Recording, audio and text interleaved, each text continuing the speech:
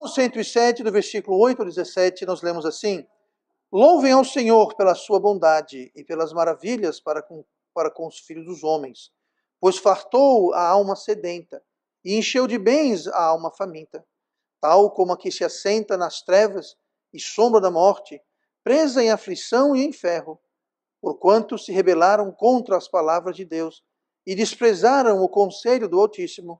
Portanto, lhes abateu o coração com trabalho, tropeçaram e não houve quem os ajudasse. Então clamaram ao Senhor na sua angústia e os livrou das suas dificuldades. Tirou-os das trevas e sombra da morte e quebrou as suas prisões. Louvem ao Senhor pela sua bondade e pelas suas maravilhas para com os filhos dos homens, pois quebrou as portas de bronze e despedaçou os ferrolhos de ferro. Os loucos, por causa da sua transgressão e por causa das suas iniquidades, são aflitos. E vamos orar. Amado Pai, obrigado pela tua palavra, que o Senhor possa agora usá-la para falar aos nossos corações, que o Senhor me dê poder do alto para pregar com poder esta manhã. Eu te peço em nome de Jesus. Amém. E vamos sentar então esta manhã.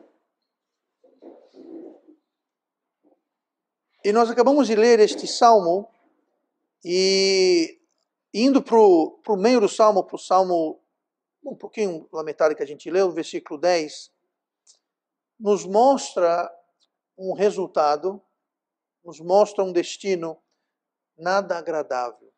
Diz lá no versículo 9, tal como que se assenta nas trevas e sombra da morte, preso em aflição e em ferro. Quem que está preso? Tal como o quê?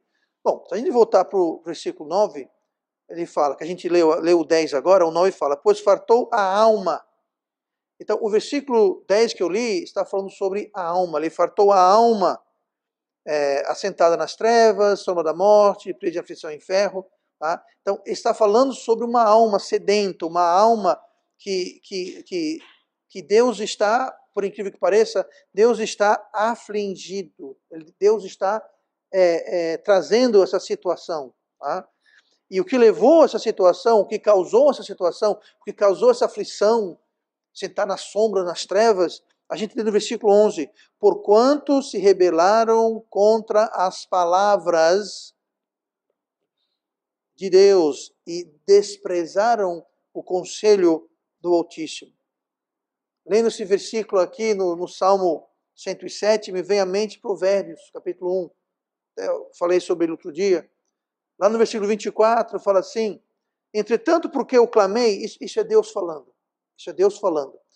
Deus fala, porque eu clamei e recusastes. Estendi a minha mão e não houvesse quem desse atenção. Antes, rejeitastes todo o meu conselho e não quiseste a minha repreensão. Também da minha parte, eu me rirei da vossa perdição e zombarei em vindo o vosso temor. Então, quando eu li aqui no versículo 107 que Deus está afligindo essas pessoas, Deus está trazendo essa aflição, está trazendo essas complicações, é Deus que está fazendo.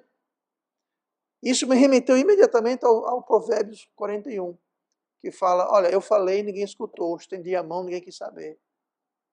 Pois agora, quando vier a sua aflição, quando vier a sua angústia, eu vou me esconder, não vou ouvir. E até fala, eu vou zombar e vou rir. Ah, Deus não faria isso. Gente, a Bíblia está dizendo, ele está dizendo na sua palavra que ele faz isso. E essas pessoas que estamos falando aqui no Salmo 107, eles se enquadraram justamente nessa aflição. E a aflição é algo desagradável. Ninguém quer aflição na vida. Mas eu quero hoje ver como sair da aflição. Como é que alguém pode sair da aflição? Melhor ainda, como não entrar na aflição. Mas havendo ou estando na aflição, quero ver aqui o que a Bíblia fala como sair e algumas coisas que nós temos que saber a respeito de aflição e problemas em nossas vidas. Primeiro vamos começar no versículo 12 do Salmo que a gente leu. Portanto, lhes abateu o coração com trabalho e tropeçaram, e não houve quem os ajudasse. Bom, a primeira coisa aqui é que Deus está dizendo que abateu o coração com trabalho. Isso aqui não quer dizer que trabalho é um castigo. Não é que Deus deu trabalho para eles, não. Esse trabalho aqui está dizendo problemas. quer dizer, tempos trabalhosos, dificuldades. Deus trouxe dificuldade, Deus trouxe tempos trabalhosos. Tá? A gente orou umas semanas, tínhamos vindo orando pela irmã Natalina por emprego, Deus deu um trabalho. Isso foi o quê? Foi um castigo isso? Não, foi uma bênção. Então, quando eu falo aqui que Deus abateu o coração com trabalho, não está dizendo que trabalho é algo que para bater o nosso coração. Mas trabalho aqui é trabalho no sentido de coisa desagradável, de tempo trabalhoso. Tá? Uma situação que vai dar trabalho, que dá complicada. Mas eu quero que você note aqui o seguinte, quem traz aflição é Deus. Vocês notaram isso? Portanto, lhes abateu. Quem abateu? Deus. Foi Deus que trouxe tempos trabalhosos. Foi Deus que trouxe aflição. Então aqui nós temos dois tipos de pessoa. No versículo 9, a gente leu, sou uma pessoa que está cheia, está farta, né? Pois fartou a alma sedenta, encheu de bens a alma faminta. Então, aqui uma alma, ela está cheia. A alma está numa boa, não está sedenta, ela está cheia, está abençoada. O outro tipo de pessoa, no versículo 10, é uma alma aflita e em trevas, como a gente leu, né? Assentada nas trevas, a sombra da morte, presa em aflição e inferno. Então, temos duas situações. Uma alma aqui, uma pessoa, uma vida está na fartura, está no bem bom, na maravilha, e o outro está em aflição. Tá? Deus, preste bem atenção, Deus é o autor de ambos. Deus é o autor. Ele trouxe tanto a bênção para a alma que estava no bem bom, como a aflição para a pessoa que estava abatida. Foi Deus que fez as duas coisas. No versículo 10 fala, tal como a que, está dizendo, do mesmo jeito que Deus abençoou, no versículo 9, a alma fartada, pois fartou a alma sedenta e encheu de bens a alma faminta, tal como ele, ou seja, do mesmo jeito que ele fez um, tal como ele fez o outro. Então ele tanto abençoou a alma que estava farta, quanto trouxe aflição para a alma que não estava farta. Deus fez ambas essas coisas. E a gente pergunta, mas espera aí, como é que ele fartou um e afligiu outro? Por que Deus não farta todo mundo? Por que Deus não abençoa todo mundo? Por que Deus não faz? Por que ele fez isso? Bom, lá em Romanos 2, versículo 11, explica que Deus não faz isso por capricho. Lá em Romanos 2,11 fala, para com Deus não há acepção de pessoas. O que quer dizer isso? Deus não faz diferença entre um e outro. Deus não vai tratar o pastor diferente do que alguém. Deus não vai tratar uma pessoa diferente de outra. Deus não trata as pessoas diferente. Ele trata todo mundo por igual. Porque Deus é justo. Então não interessa se a pessoa é rica, se é pobre, se é alta, se é baixa, se é bonita, se é feia. Não interessa. Deus não vai tratar ninguém baseado nisso. No entanto, no versículo 11, ele fala no que ele baseia o tratamento que Deus dispensa. O versículo 11 fala, porquanto se rebelaram contra as palavras de Deus e desprezaram o conselho do Altíssimo. Então Deus vai tratar com todo mundo baseado nisso. A gente está se rebelando contra a sua palavra, nós estamos desprezando o conselho de Deus, é baseado nisso que Deus vai fartar ou afligir. Só isso. Aí você fala, mas pastor, e os pecados? Se você é salvo, para quem é salvo, todos os pecados estão debaixo do sangue de Cristo. Deus não nos trata de acordo com o nosso pecado. Se tratasse, a gente não estava aqui para começar a história. Quando nós somos salvos, todos os nossos pecados, do dia que você foi salvo, desde o dia que você nasceu até o dia que você morrer, está tudo perdoado, está tudo apagado, está tudo debaixo do sangue. Se você for salvo. Então, se você for salvo, Deus não nos trata. Ah, mas é que você fez. Não, acabou, morreu, esqueceu. A Bíblia fala que os nossos pecados estão tão distantes quanto o oeste está do leste. Fala Oriente e Ocidente. tão distante quanto a esquerda da direita. Quando é que a esquerda e a direita se encontram? Não se encontram, estão lá, estão um para cá, outro para lá. Acabou. Então, o nosso tratamento, o nosso lidar com Deus, vai depender exclusivamente se a gente despreza ou não os conselhos e a palavra de Deus. Ou se a gente acata, se a gente obedece à palavra de Deus. Rebelar quer dizer ir contra, se opor. Desprezar quer dizer não dar importância. Ah, Deus falou. Ele falou, mas... ele falou. Que bom que ele falou. E fica por isso mesmo. Isso é desprezar. Isso é se rebelar. Então, como resultado da rebelião, veja bem, no versículo 11, porquanto se rebelaram contra as palavras de Deus e desprezaram o conselho do Altíssimo, versículo 12, portanto, ou seja, devido a isso, portanto, lhes abateu o coração, tropeçaram, e não houve quem os ajudasse. Quem fez isso? Deus. Por quê? Porque desprezaram e se rebelaram contra a palavra de Deus. Agora, alguém que não é salvo, os pecados deles não estão debaixo do sangue. Ainda vamos responder aqui nessa vida e na eternidade. Mas Deus, em sua misericórdia, oferece salvação para todo mundo. Salvação não vai depender de você ser membro dessa ou daquela ou qualquer outra igreja. Não vai depender de você ser batizado ou não. Eu falei, batismo não salva ninguém. Assim como essa aliança que eu tenho no meu dedo, tá? Eu posso tirar essa aliança aqui e colocar no dedo, deixa eu ver aqui, colocar no dedo, não, é a minha aliança. Tá? Se eu colocar isso aqui no dedo de alguém, não quer dizer que a pessoa é casada, necessariamente. E só porque eu tirei minha aliança, não quer dizer que eu não sou mais casado. Então essa aliança aqui, ela nem me faz casado, e se eu tirar, nem me faz solteiro. Mas é um símbolo. Batismo é um símbolo. Então, o batismo não salva ninguém. Ir para a igreja não salva ninguém. Devemos ser salvos? Sim. Deve ser batizados? Sim. Deve ir para a igreja? Sim. Mas nada disso salva ninguém. O que salva é Jesus Cristo, que morreu na cruz para pagar o nosso pecado. Isso salva. E tem que haver um dia na sua vida, como houve na minha vida, que você entende isso e você confia no que Cristo fez por nós. A propósito, quinta-feira parece que foi dia 21, né? Se não me engano. Pois é. Quinta-feira passada completou 31 anos da minha salvação. Pois é, quando alguém pergunta, passou quantos anos você tem? 31. De salvo, né? Ninguém escuta essa parte, vai ficar todo mundo rindo de mim, mas só o fato que vocês estão rindo me entristece muito, tá? Mas tudo bem, deixa isso quieto. Então, primeira coisa, para entender sobre como sair da aflição, entenda a primeira coisa, é Deus quem traz a aflição. Então, se Deus traz a aflição, quem vai nos tirar da aflição? Deus. Deus. O que nos leva para Hebreus 10, versículo 30. Deus traz aflição? Sim. E Deus sempre traz aflição. Deus sempre aflige a alma rebelde. Hebreus 10, 30. Porque bem conhecemos aquele que disse, minha é a vingança, eu darei a recompensa, diz o Senhor. E outra vez, o Senhor julgará o seu povo. O Senhor julgará o seu povo. A horrenda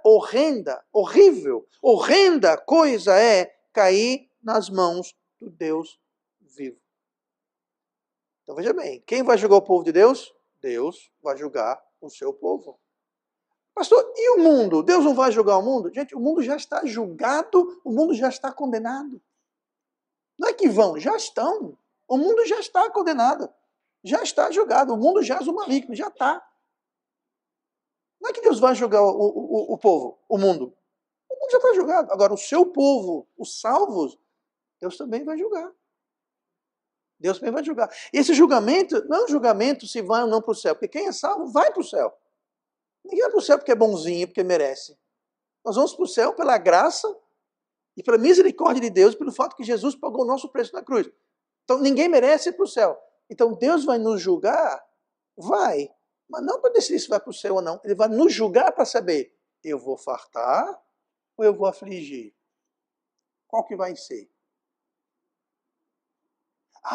Eu vou fartar aquele que vai para, sei lá, que vai para a igreja mais vezes ou menos vezes? Pode ser.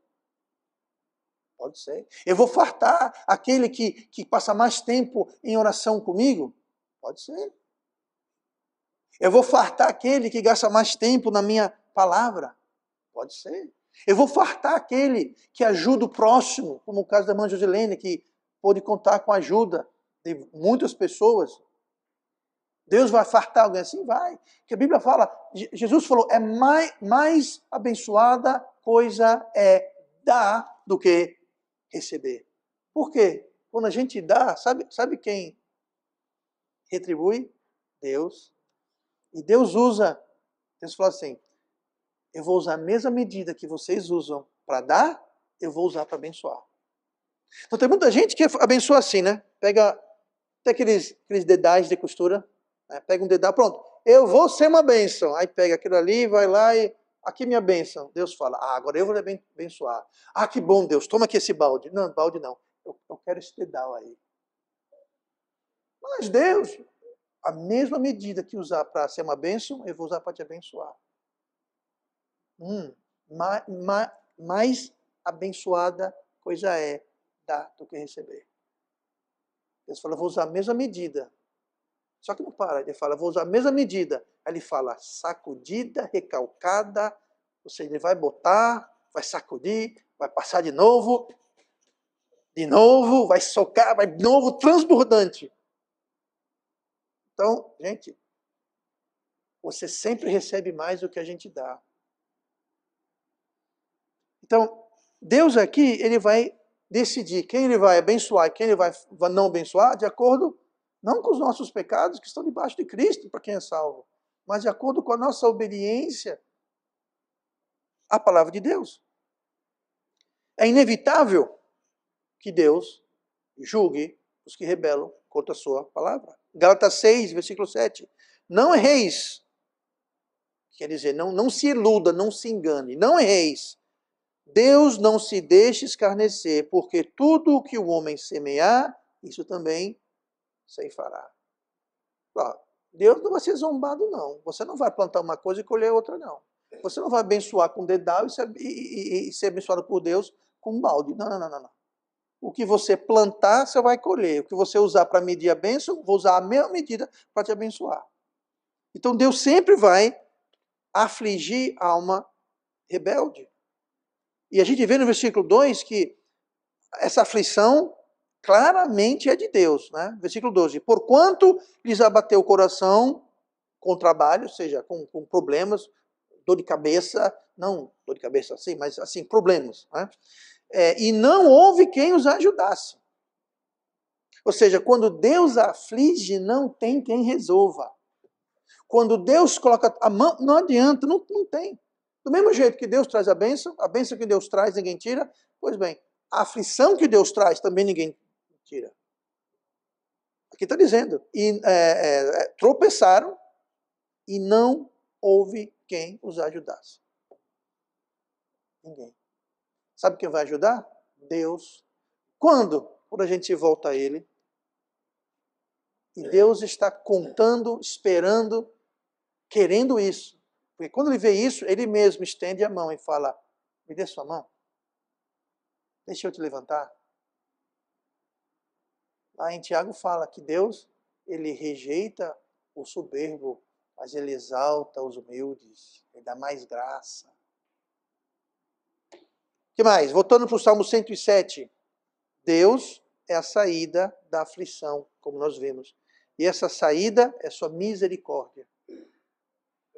Para sair da angústia é preciso, número 1, reconhecer que é de Deus. Por isso que a primeira coisa que a gente viu, como sair da aflição, entenda que é Deus que traz a fartura, é Deus que traz a aflição. Então, temos que reconhecer que é de Deus. Não é azar, não é por acaso, não é uma fatalidade, é Deus. Temos que enxergar, reconhecer a mão de Deus em todos os nossos caminhos. Uma coisa boa aconteceu? Louve a Deus. Uma coisa ruim aconteceu? Louve a Deus também, que Deus está querendo, dar um puxão de orelha, te dar um recado, ou às vezes o que a gente pensa que é ruim é bom. Já viram essas conversas aqui? Eu não lembro qual foi o voo, mas teve um voo aí, um dia desse aí, que o voo caiu. Aí chegou um passageiro, perdeu o voo. Estava no trânsito, no tráfego, e quando chegou lá, perdeu o voo. Ei, perdi meu voo, estragou minha viagem, agora... se lamuriou, até ficar sabendo que aquele voo caiu e matou todo mundo. O que era uma aflição se tornou uma grande bênção. Então, muitas vezes a gente pensa que a aflição não é aflição, é Deus livrando. Outras vezes pode ser aflição mesmo, porque é Deus que está lá, ó, nos julgando, nos disciplinando, para nos chamar a atenção a alguma coisa. Ou seja, na bênção e na aflição, sempre reconheça a mão de Deus. E sempre louve a Deus. Não culpe os outros, o esposo, a esposa, o pai, a mãe, o pastor. Pastor. E o povo culpa o pastor? Porque ninguém culpa Deus, né? Então tem que culpar o pastor, porque aí o pastor é mais fraquinho do que Deus, né? Não é culpa da igreja, não é culpa dos irmãos. É Deus. Deus pode usar todas essas coisas para abençoar e para afligir. A Bíblia fala que Deus até o ímpio preparou para o dia do julgamento. Então, primeira coisa, reconhecer que é de Deus. Agora, olha o que fala o versículo 13. Então clamaram ao Senhor na sua angústia e os livrou das suas dificuldades. Então, a primeira coisa é reconhecer que é de Deus. A segunda coisa é clamar a Deus. Agora, preste bem atenção. É clamar a Deus ainda quando está na angústia. Eu só vou clamar a Deus, só vou buscar Deus quando a angústia passar. Não faça isso. Olha o que fala aqui, ó. Versículo 13. Então clamaram ao Senhor na sua angústia. Eles clamaram a Deus enquanto estavam angustiados. Então nós temos que clamar a Deus quando a coisa está boa e temos que clamar a Deus quando a coisa está ruim também. Mas temos que clamar a Deus na angústia. E Deus nos tira de dentro da angústia quando nós clamamos de dentro da angústia. Tá? Muitos só querem a Deus quando a angústia passar. Não. É melhor ir mesmo durante a angústia. O resultado, a gente vê no versículo aí que a gente leu agora, o versículo 14, os livrou das suas dificuldades, tirou-lhes das trevas e sombra da morte, quebrou as suas prisões. Clamou de dentro da angústia e Deus veio e resolveu. Então, a pessoa que fica, só vou clamar quando Deus resolver, vai ficar mais tempo nas angústias. Vai ficar mais tempo. O Salmo 15, versículo 15 do Salmo 107. Como sair da aflição? Saiba que Deus é digno do nosso louvor.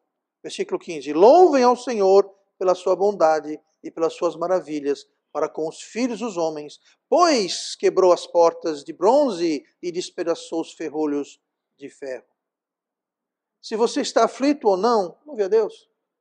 Ele é digno do nosso louvor. Louvem ao Senhor pela sua bondade. Louvem ao Senhor pelas suas maravilhas. Ah, pastor, mas está acontecendo uma coisa na minha vida. Tá, tudo bem. Esquece isso por um instante. E o que ele já fez para você antes? Pega para os papel, comece a notar o que foi que ele fez. E você vai ver que a lista das coisas que ele fez é muito maior do que as coisas que você pensa que Deus ainda deve fazer. E talvez até virá a fazer. Mas sempre devemos entender que ele é digno do nosso louvor. Qual foi a última vez que nós louvamos Deus? Gente, louvar a Deus não é algo que você faz no culto na igreja, não. Louvar a Deus, louvar a Deus não é sobre aonde você está. Louvar a Deus a gente faz aqui, ó. Louvar a Deus, acima de tudo, é reconhecer o que Ele faz em nossas vidas. Louvar a Deus não tem nada a ver com música, com cantar. Se pode louvar a Deus com música e cantando? Sim.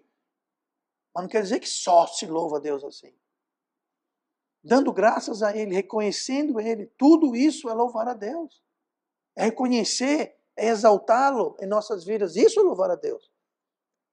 Pode ser na igreja? Pode. Pode ser com música? Pode. Mas tem que ser na igreja com música? Não. Pode ser em casa. Pode ser na rua. Pode ser em qualquer canto.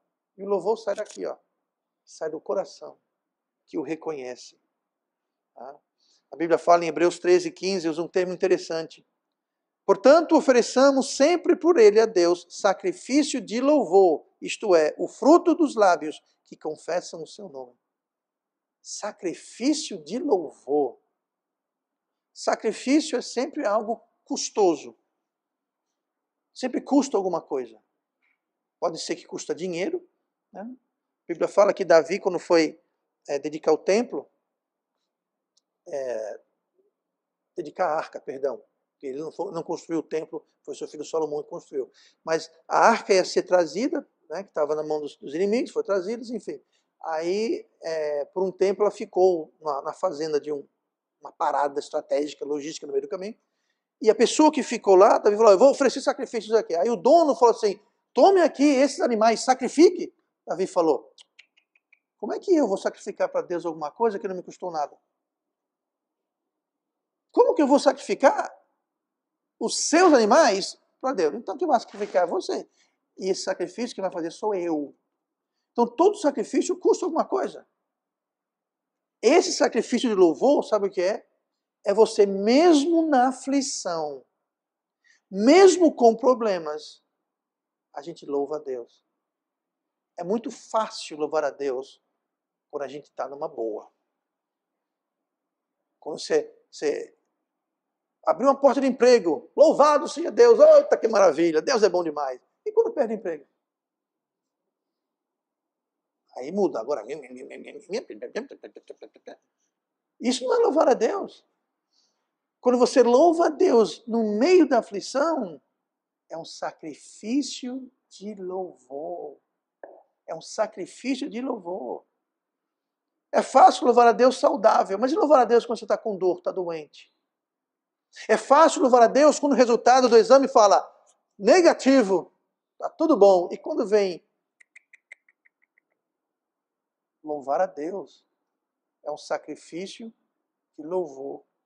Salmo 107 fala justamente isso também, no versículo 21. Louvem ao Senhor pela sua bondade, pelas suas maravilhas para com os filhos dos homens, e ofereçam os sacrifícios de louvor, e relatem as suas obras em regozijo. Mais uma vez, usa esse termo, sacrifícios de louvor, no contexto de alguém que estava afligido.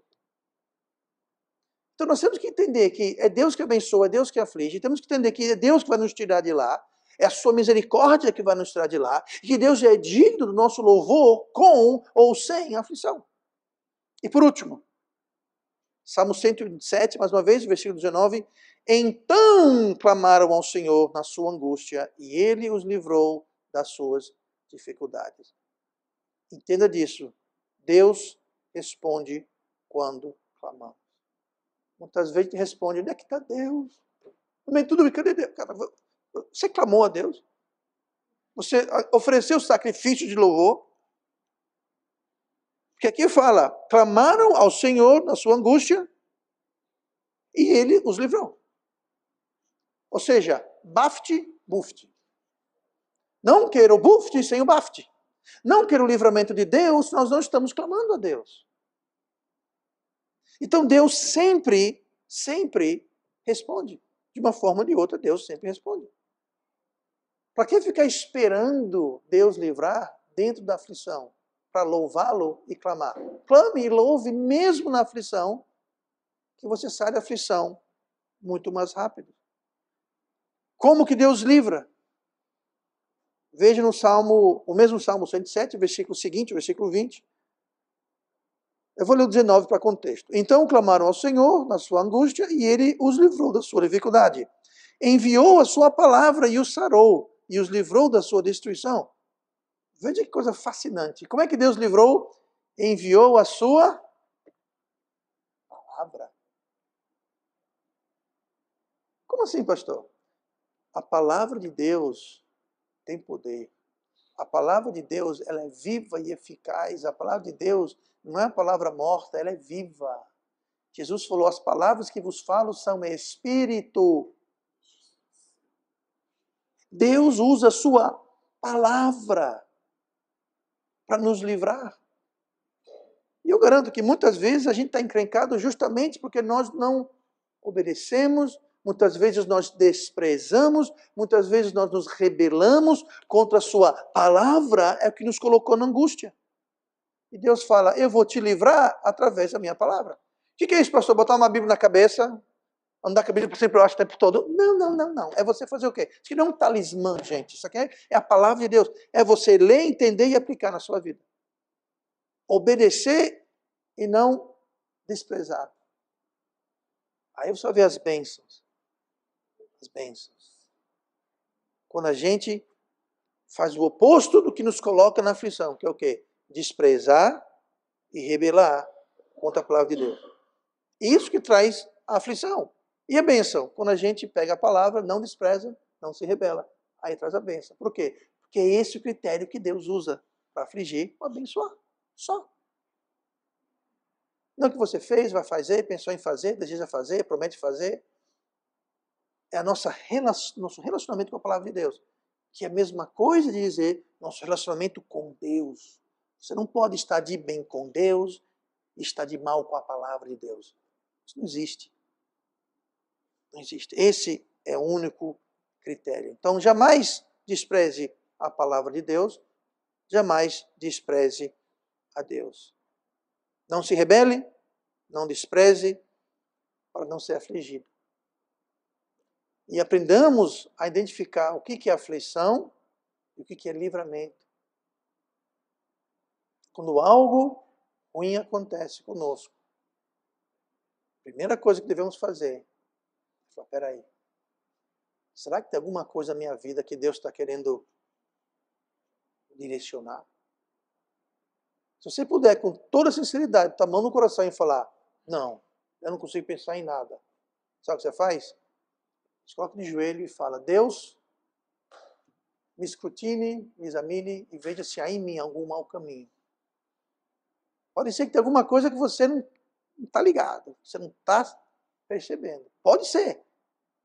A maioria das vezes a gente vai poder fazer, se formos honestos, provavelmente identificar alguma coisa. Mas mesmo se a gente, Deus, eu realmente não consigo ver, peça a Ele que Ele mostra.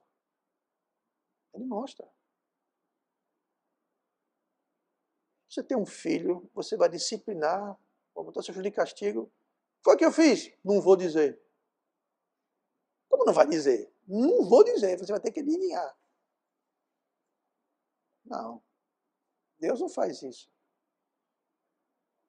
Então vamos sempre estar submissos na palavra de Deus. E quando a aflição vier, vamos nos examinar e vamos ver como podemos sair da aflição.